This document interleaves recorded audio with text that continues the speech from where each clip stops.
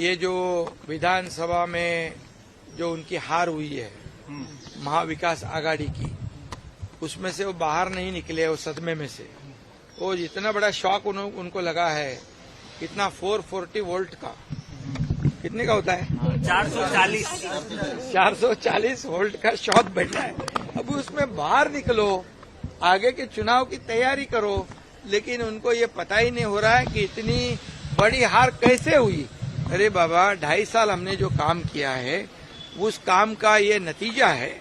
और लोकसभा में fake narrative आपने फैलाया, फेक नैरेटिव से कुछ वोट बटोरे, लेकिन विधानसभा में हमारे महाराष्ट्र के लाडले बहनों ने, लाडले भाइयों ने, लाडले किसानों ने, लाडले सीनियर सिटीजन, लाडले हमारे युवा, सब ने मिलकर हमें वोट दिया है, महायुति को वोट दिया है।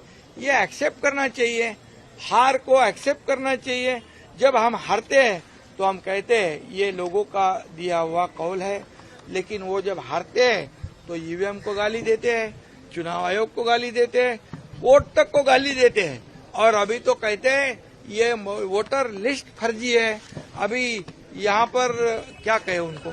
और इसलिए मैं इतना ही कहता हूँ, ये जो दिल्ली में भी चुनाव हारने वाले हैं, ये उनको पता चला है, इसलिए ये ईवीएम, ये वोटर लिस्ट, इसके ऊपर आरोप लगा रहे। ये देश में जो आदरणीय प्रधानमंत्री मोदी जी जितनी बड़ी योजना करी, अभी जो बजट बन गया, बजट में तो ये बजट में आम आदमी के लिए, सामान्य नागरिक के लिए कितना दिया। जो नौकरी करते हैं उनको तो 12 लाख तक के इस पे इनकम टैक्स फ्री कर दिया। क्या क्या नहीं किया, इंफ्रास्ट्रक्चर के लिए किया, किसानों के लिए किया है, महिलाओं के लिए किया है, युवाओं के लिए किया है, सबके लिए किया है। और इसलिए इसका नतीजा लोग आने वाले सब चुनाव में महायुति के और एनडीए के साथ रहेंगे।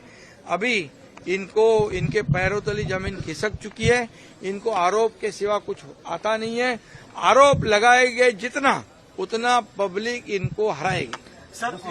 जितना आरोप लगाएंगे, आपको मालूम है मुझ पर आरोप लगाया, आदरणीय मोदी जी के ऊपर आरोप लगाया, अमित भाई के ऊपर आरोप लगाया, देवेंद्र जी के ऊपर आरोप लगाया।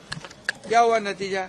लोगों ने उनको ऐसा मारा, क्या कौन सा अमिताभ बच्चन के एक ही मारा, लेकिन सॉलिड मारा।